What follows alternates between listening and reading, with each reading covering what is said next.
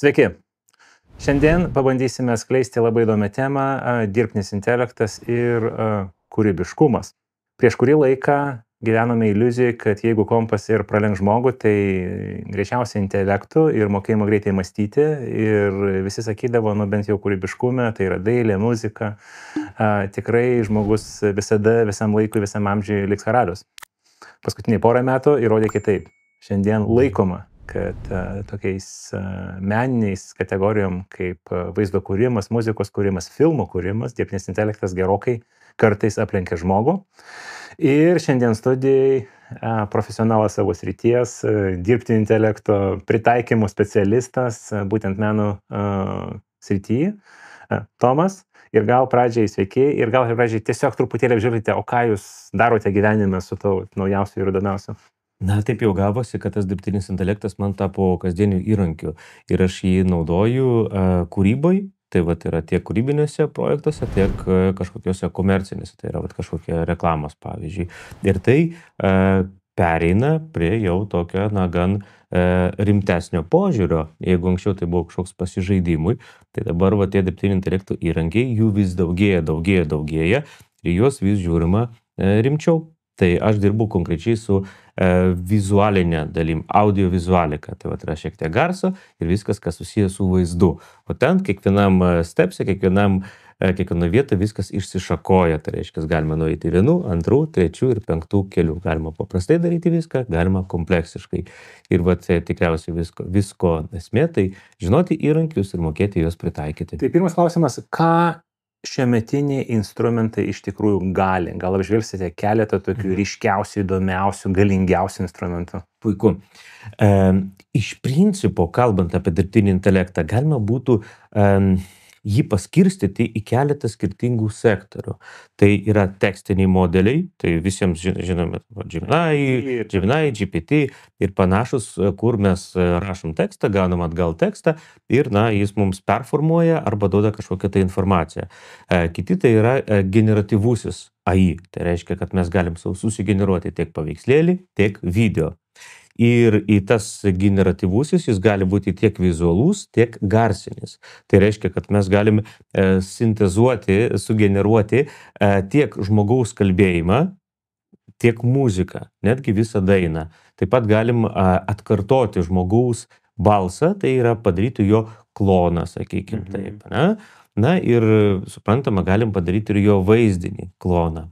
Ir kiti įrankiai, jie tada jau labiau tokie kompleksiški pasidaro, kurie leidžia visus šitos dalykus, kuriuos ką tik išvardėjau, lyg sujungti į vieną krūvą, lyg toks vienas didelis virtualus pultas, prie kurio tu kaip žmogus sėdi ir sakai, aš noriu to, aš noriu to, aš noriu to. Aš noriu, kad popiežius tokią striukę užsidėtų ir vaikščiotų. Visiškai teisingai. Nes šiai dieną iš tikrųjų daug yra įrankių labai gudriai orientuotų. Tie visi kūrėjai, jie iš tikrųjų pardavinėja kastuvus, auksinius kastuvus, nes yra, kaip goldrašas, visi nori rasti auksą, iš tikrųjų uždirba tie daugiausiai, kurie pardavinėja kastuvus. Ir tie įrankiai, jie irgi, sakyčiau, reikia labai atsargiai žiūrėti, ką mes perkam, nes reikia pirkti tos subscriptioną, tai yra, prenumeratą, ir tai kainuoja, kiekviena generacija jinai kainuoja. Taip.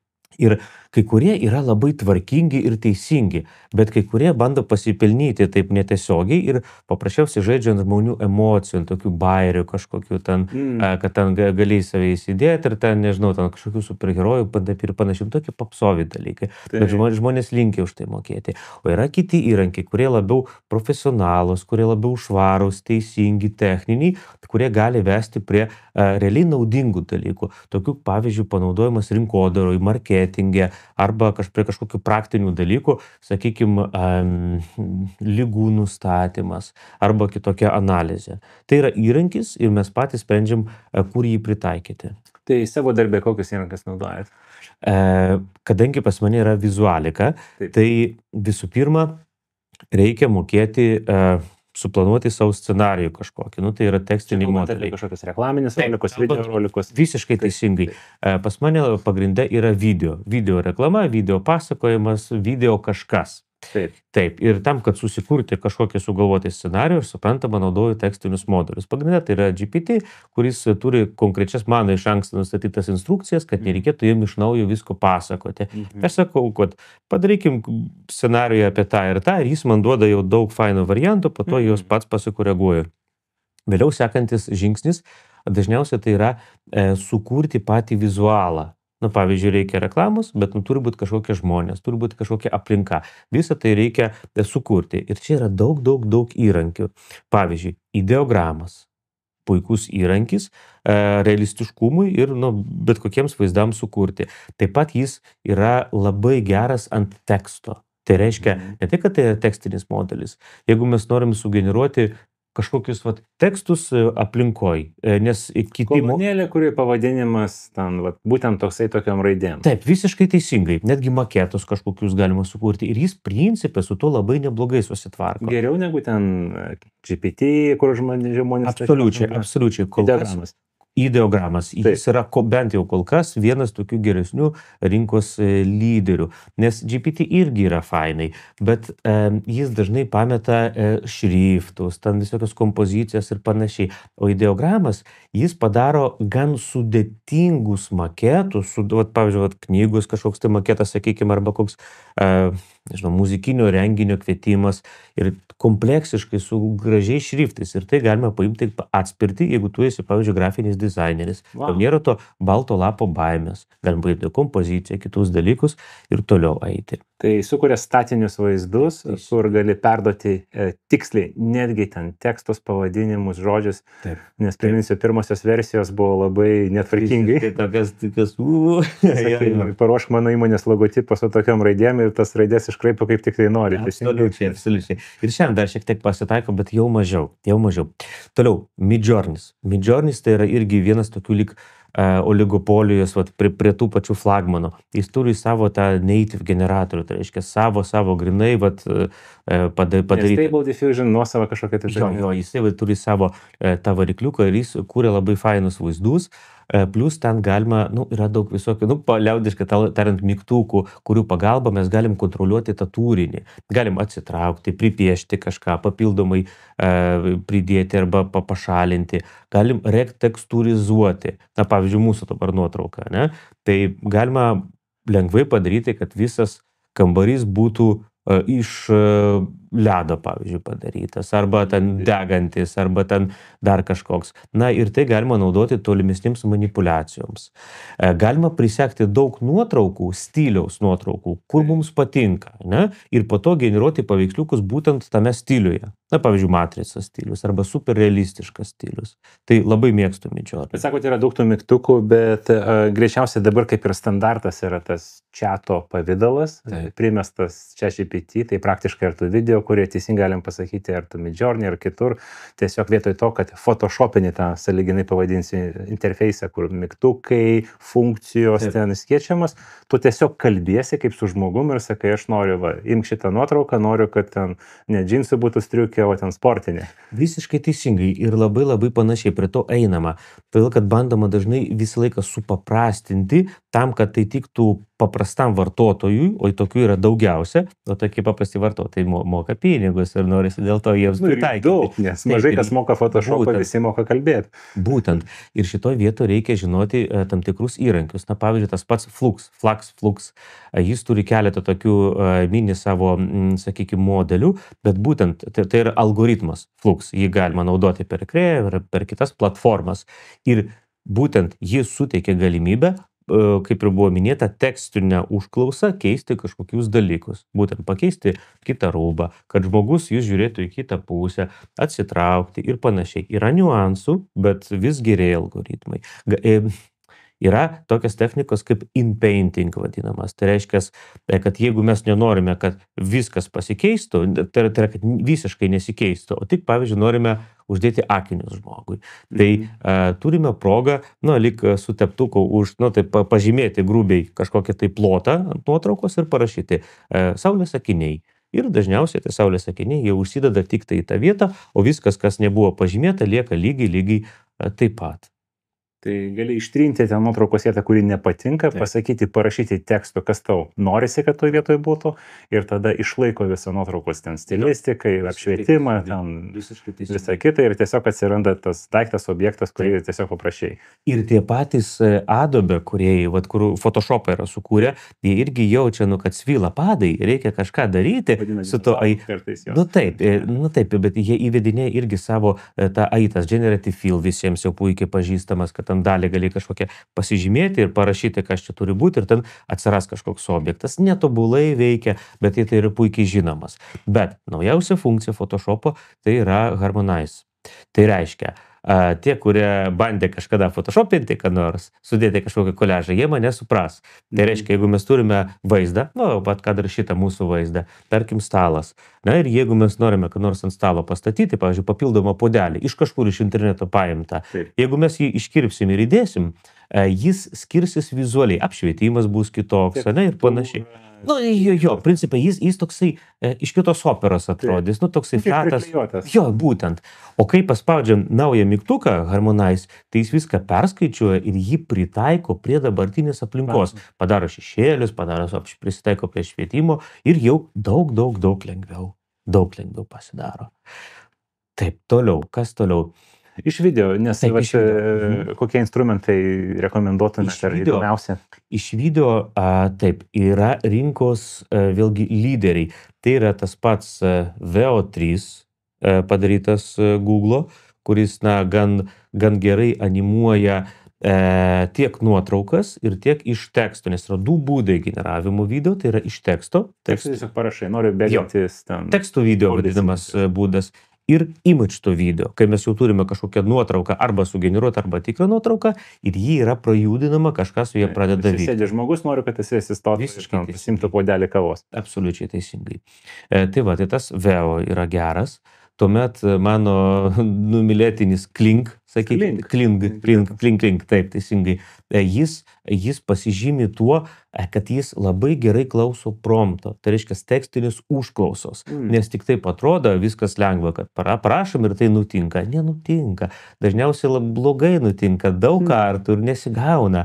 Tai jis dažniausiai girdi mus ir ko mes prašom, jis dažnai tai padaro. Kling. Tada yra toks su keistu pavadinimu Hailuo, Minimaxas, toks irgi kinietiškas. Jis yra labai geras ant greitų, ilgų tokių kinematografinių judesių. Pavyzdžiui, koks žvaigždžių karų scena, kur ten su kardu kažkas ten bėgioja. Tai jis principė susitvarko, bet paprastam vartotojui žiūrovams gali būti keista. Tai ką reiškia susitvarko, nesusitvarko, tai kodėl čia kiti nesusitvarko? Todėl, kad kitiems iki šiol vis dar yra sudėtinga padaryti tokias kompleksinės scenas. Pavyzdžiui, du žmonės šoka. Pasakyti lengva, o kai mes kažką tokią pamatom, kai sugeneruota, tai vis dar būna daug tokių netikslumų, humorų. Piršto sindromas, ne? Tai čia mažiausia bėda. Būna, kad ten žmogus sukas, jis aplink save per pusę kažkaip išsisuka, tokie monstriniai tokie dalykai, išsiliejimai ir tiesiog nesusitvarko paprasčiausiai. Tai bet jau einama link to. Taip, kas čia dar? Seedance, naujas algoritmas toksai, kuriame jis yra jau dar tobulesnis, mažiau tų tokių išplaukimų darosi. Kažkaip tai taip. Midjourney išleido irgi savo paveiksliuką sugeneruoja ir iš karto gali paversti į video. Ir jis turi tokį labai fainą gražų bruožą, kad tie visi judesiai, jie tokie, nežinau, natūralūs, faini, tokie. Taip, labai smagu. Ten gali parašyti, kas vyksta, ir ten daug judesio, mažai judesio. Ir visi, kaip ir mano prognozė anksčiau buvo, kad visi pradės generuoti video ir po to eis kova dėl to vidinės kontrolės. Kaip suvaldyti tą turinį, kas ten vyksta. Kai kurie bando įterpti tokius kaip kontroleris, kad mes galim pažymėti kažkokį tašką ir po to parodyti, kur tas taškas judės. Ir, pavyzdžiui, pietys hop ir po to hop, kad judėtų kažkaip. Lyg tą vaidybą kažkokią padaryti. Runway. Runway bando eiti šiek tiek per kitą prizmę. Jis irgi gali animuoti nuotraukas ir iš teksto, bet jis yra išleidęs Act 2 tokią lyg funkciją. Esmė šitos funkcijos yra, kad mes galim tiesioginė prasme suvaidinti ir mūsų kaip žmogaus vaidybą perkelti ant arba kito žmogaus, arba mūsų sugalvoto, sugeneruoto personažo. Tai reiškia, jeigu mums reikia labai specifinių, konkrečių judesių, na pavyzdžiui, įsivaizduokim, aš dabar vaidinu ir ten reklamuoju kažkokią kavą, ten ir aš kalbu nuostabi kava, nuostabiausia, geriausia kava, prašom visi pirkit šitą kavą. Tai būtent mano dabartiniai judesiai, tai yra nufilmuotas video, pats nufilmuoju arba kažkas nufilmuoji, perkeliam į tą programą ir prisegiam personažą, pavyzdžiui, ten Meškinas koks nors, ar ne, ten su kava ar kažkaip, ir mano judesiai persikels ant jo. Anksčiau reikėjo motion capture tų kostiumų didelių, aišku, tai ne visiškai tas pats, bet tai iš principo atlieka tą pačią funkciją. Kokios yra tokios populiariausias pritaikymo sritys, nes dabar kalbame apie tų kūrėjų ekonomiką, kur ten praktiškai kas antras jaunimų tiktokina, instagramina, kūrė turinį ir panašiai, tai kokie dažniausiai pritaikymai tų instrumentų? Reklamos, absoliučiai vienareikšmiškai reklamos. Jeigu yra bet koks produktas, visi pagalvoja ir dabar galvoja, kas nepagalvoja, dabar pagalvojo, kaip padaryti reklamą būtent su to produktu. Nes kai kurie bando sutaupyti, kas principiai yra kaip ir logiška iš vienos pusės. Iš kitos pusės daugiau galimybių yra ir greičiau yra. Jeigu anksčiau reikėjo visus komandos, dabar gali padaryti vienas arba porą žmonių. Bet ta žmogus, kuris daro, jis turi turėti gerą, stiprų tą techninį pagrindą. Nes šiaip dabar yra labai daug diletantų, kurie dedasi, kad jie daro kažką su to AI, nors iš tikrųjų dėl to ir gaunasi tokia mechtų pasižiūri ir nesinori toliau žiūrėti. Taip. Tada toliau šitie blogeriai, sakykim taip, ne? Blogeriai, influenceriai ir panašiai. Tai iš dalies irgi jiems turėtų padėjus svilti, nes šiai dienai mes galime sukurti klonus savo. Ir po to užtenka tiesiog parašyti, kas yra sakom ir nereikia savęs filmuoti. Tai yra daug tokių tiktokerių dabar taip daro. Tiesiog parašo, ką reikia kalbėti ir jo atvaizdas jau tą pasakoja. Ir viskas. Kažkaip tai taip. Filmai suaugusiems. Taip, filmai suaugusiems. OnlyFansai yra pritaikymas ir pinigai dideli. Kiek aš girdėjau, tai tie didžiausi bent jau modeliai yra apsaugoti nuo turinio kūrimo, bet matyti ateina, ne kažkas. Tai gal nereikia ten didžiausių, gal mažesnių, galiu tai imti kažkaip. Jo, pritaikymas. Kas dar pritaikymas? Šiaip per visas rytis eina. Netgi turime lietuvišką startupą, jeigu galiu tikriausiai pavadinimą sakyti, Perfection 42, tai yra lietuviška įmonė, kuri sukūrė ir toliau kūrė node-based principų tokią sistemą. Tai reiškia, tai nėra kažkoks įrankis, aš ten kažką sugeneruoju, bet ten yra visa sistema ir tu ją gali pats keisti pagal savo poreikius.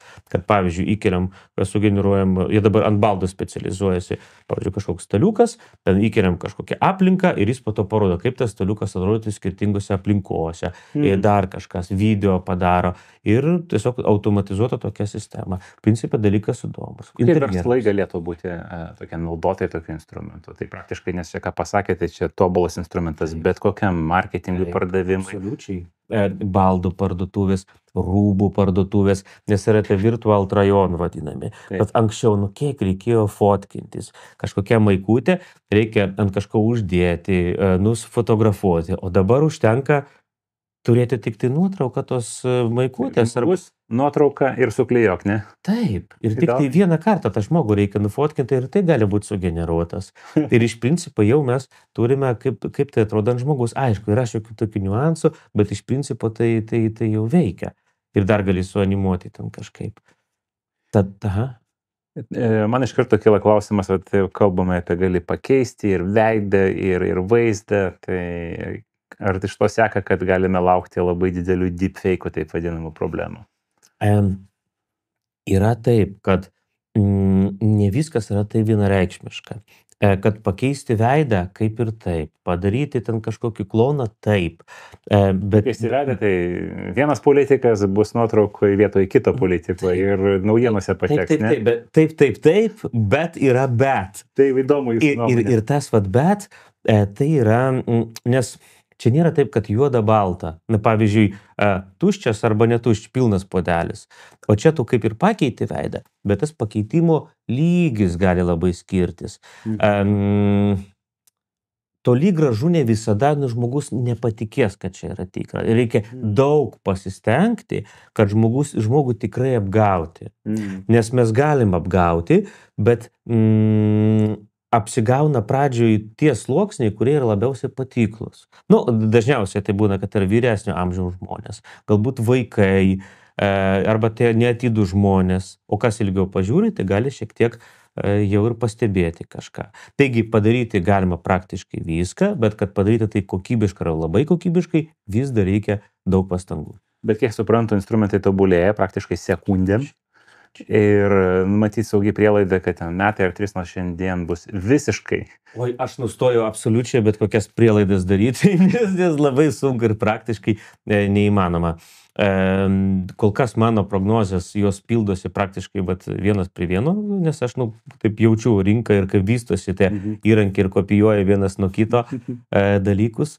Bet taip, nemanau, o žinau, jaučiu, kad bus 100% realistiškumas. Tiek audio, tiek video, tiek foto. Absoliučiai. Ir įsivaizduokim taip, kad mes dabar žiūrim šitą podcastą ir mums kyla klausimas, ar čia tikra, ar čia netikra, kad mes kol kas tikra. Bet įsivaizduokim tokį dalyką, kad mes realiai negalim atskirti, kur yra generuota, kur yra ne. Pavyzdžiui, neseniai aš dariau šiokį tokį testą. Galvoju, ant bajerio padarysiu.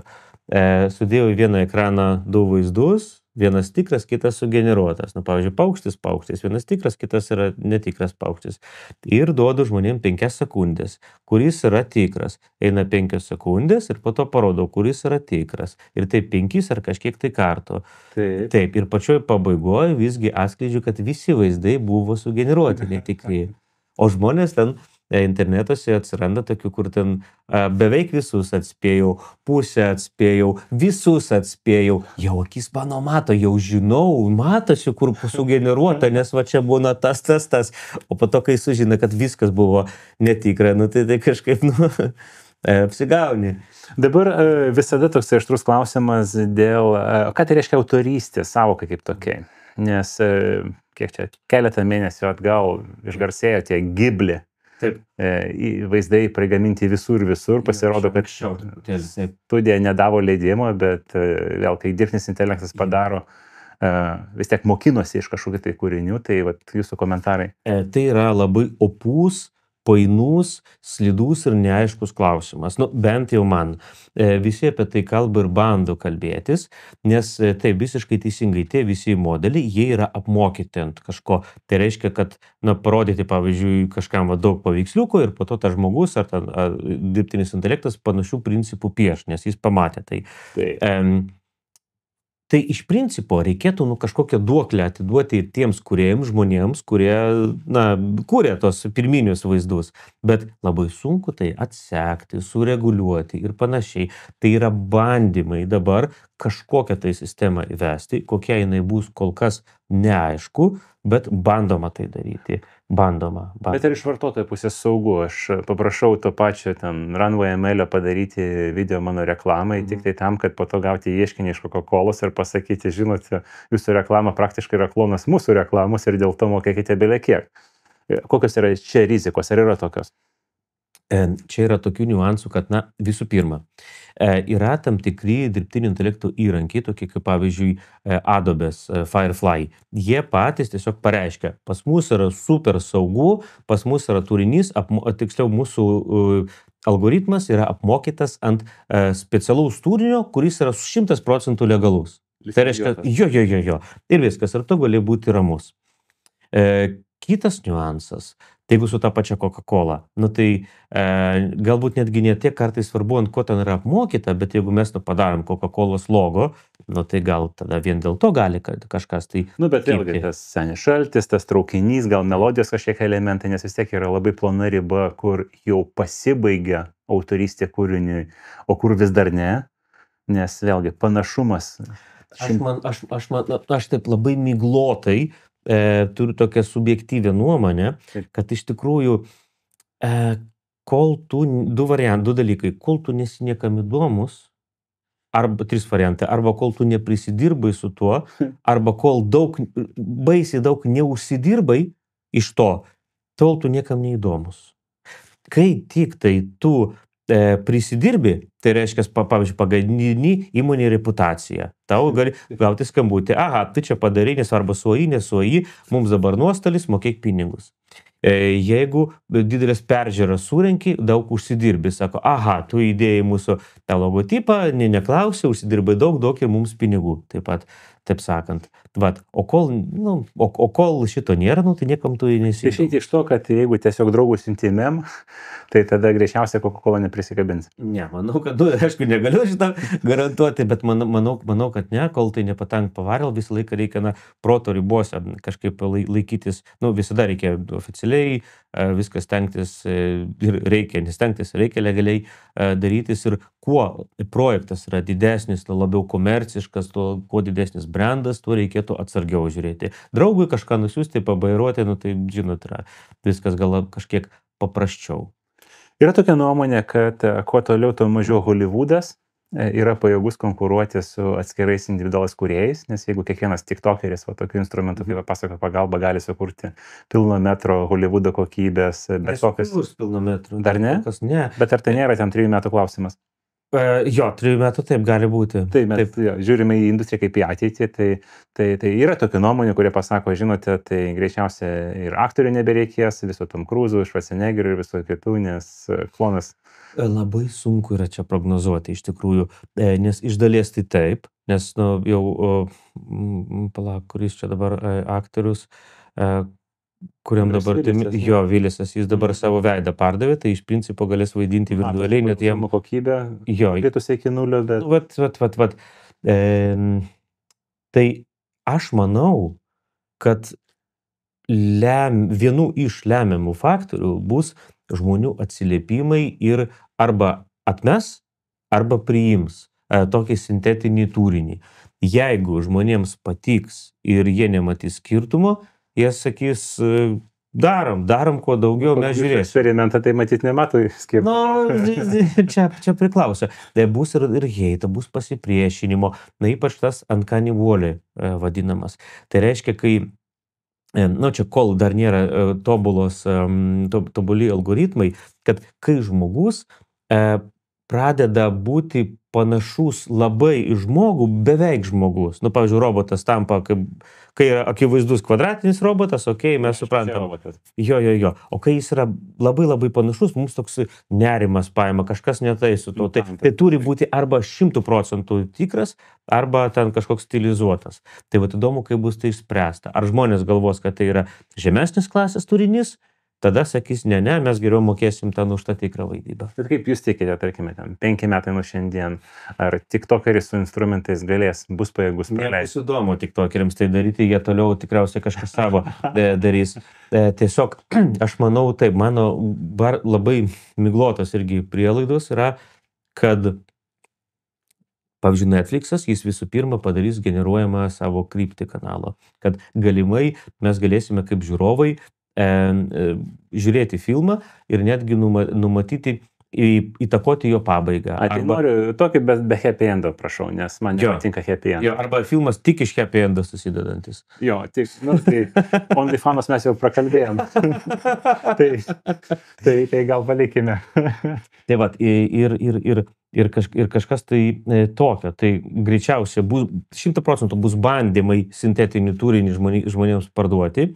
Ir tiesiog, matysim. O mes tai žinosime, kad tai yra sintetinis, nes kartais dabar žiūri firmą bejoja. Manau, kad taip. Pažinės, ne? Bet jie tai pirmą leis kaip privalumą, kaip tą wow, kažkas super naujo, kad anksčiau buvo kas 3D akiniai, kurie nesuveikė beje, o čia dabar filmas, kurį tu gali pats įtakoti. Nes filmas išduodamas, tarkim, visiems vienodas ten main versija pagrindinė, o kiekvienas iš vartotojų galbūt už papildomą mokestį, kodėlgi ne mikrotransakcija gali įtakoti kažkokią siužetą, galbūt. Arba pritaikytas jums pagal jūsų tavo pomėgius, va tavo favorites kažkokios, va tavo, kad tau patiktų, pritaikyta konkrečiai, va tau. Mėgsti daugiau, pavyzdžiui, kad būtų koks ten susišaudimo, kažkas romantikos labiau mėgsta ir jis bus labiau užvoliuotas, parodytas, nors finalas tas pats.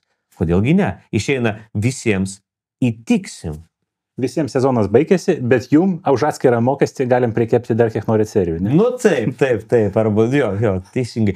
Nu bet čiagi čia fantazijos yra, bet einama link to. Nes pavyzdžiui, Kinija, bet dabar yra TikTok'e labai populiarūs tie tokie kaip lyg ta Santa Barbara, bet trumpos tokios versijos, tiktokinės, ten, Po 30 sekundžių. Jo, ten kažkas ten rėkia, ten emocijos, ten bla bla bla, tai yra vaidybos. Ir jau dabar tai bandoma daryti su AI. Dar taip juokingai gaunasi prastokai, bet čia kaip repeticija, sako, jau po kokių metų keps, manau, viską. Digital. Gerai, tai po keletą metų matyt reikės dar kartą prisėsti, grįžti, pažiūrėti, kas pasiteisino, kas ne. Jau tada avatarai mūsų kalbės. Kitkoj. Jo. Ir visai įdomu bus. O dabar laikas jau patruputėlį pabaigė, taigi labai dėkingas už tokias update'us, įžvalgas. Tikrai žavi, kas gali ateiti iš tos ryties. Gazdina. Nu, mane visada labiau žavi asmeniškai. Gerai, likime prie. Turiu tokią tezę, kad žmonės gąsdina tai, kas nepažįstama. Ir tą sekundę, kai, pavyzdžiui, tokių podcast'o pagalba tampa žinomas objektas, nu jau nelabai ir gąsdina. Tikrai taip. Ačiū už dėmesį. Yes.